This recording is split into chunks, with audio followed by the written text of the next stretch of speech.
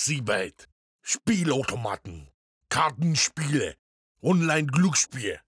Nesaikingas lošimas gali sukelti priklausomybę. Tai pradžiai dėmė tavo komentaras apie rungtynes. Nedaug net ką yra pasakyti, šiaip ką šiandien darėm, tai viskas plius minus prastai gavos. Gynyboje iš vis ir atakavo asmeniškai, ir perdavimai, ir tie išsikeitimai, viskas realiai neveikia mum, o puolime irgi šiek tiek strigom.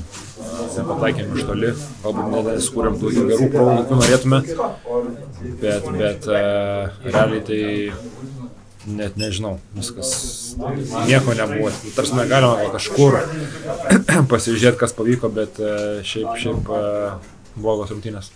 Tai dabar galvojatės pirmos minutės, aišku, dar kažką galvoti. Kodėl komanda taip visiškai išsibalansavo? Tiek gynybą, tiek puolime? Nežinau, sunku pasakyti. Kažkiek galbūt išmuša, kai nepataikai metimų puolime ir kai tavo atgal įmeta. Daug čia pridarėme ir puolime klaidų, durnų, ypač pirmoje pusėje, tai vat, tie tokie susideda dalykai minimalų, sakyčiau, ir galiausiai visa komanda išmuša tikriausiai iš vėžių, tada pradedam abejoti ir puolime, ir gynyboje, ypač gynyboje tos pagalbos, kurios turėtų būti nebuvo, arba vėluodom, o ta sekundė, pusė sekundės labai duoda ir iškart mus baudžia. Tai tokios vienos priežasties neįvardinčiau, bet sakau, kažkokie abejojimai ir vėlavimai, sakyčiau, pagrindė.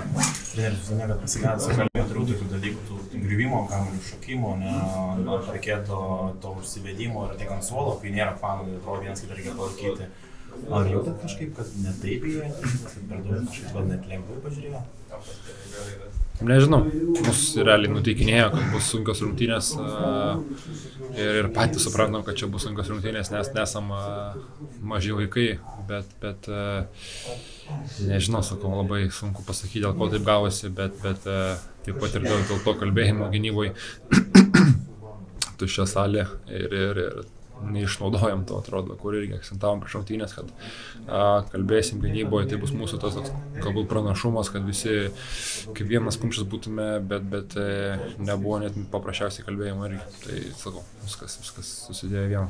Paties atkarpaitai antrą kai 12 taškų, atrodo, irgi galit kabintis. Ar jauti, kad gali būti tas lūžio momentas ir kodėl visgi pavyko užsikabinti?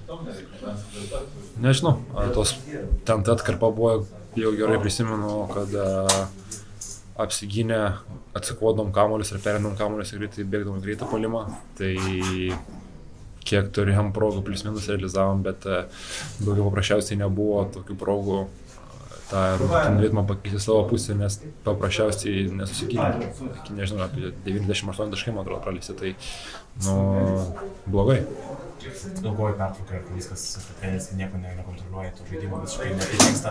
Kokia tai buvo pertrauka rungtynėje ir nes vėl paskui pirmą minutę, trečią kėlę treneris vėl ima taimautą, nes ne to tikėjasi, kaip išėjo, kaip buvo ta kalba rungtynėje, kaip jis vedė, kas gi tai netenkina jau pirmą minutę pradėti.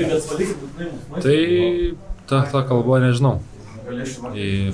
Negaliu pasakyti, kad prasta, bet būna rungtynių, kur laimėjom +15 po 2 kėlinių, būna rungtynių, kur pralaimėjom -15, tai ypač Eurolygoje tas skirtumas po 2 kėlinių realiai nieko nereiškia, sakyčiau.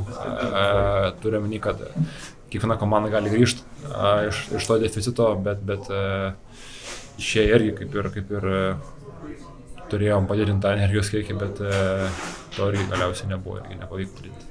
Сибет, рулетка, грі-карчани, автомати до грі.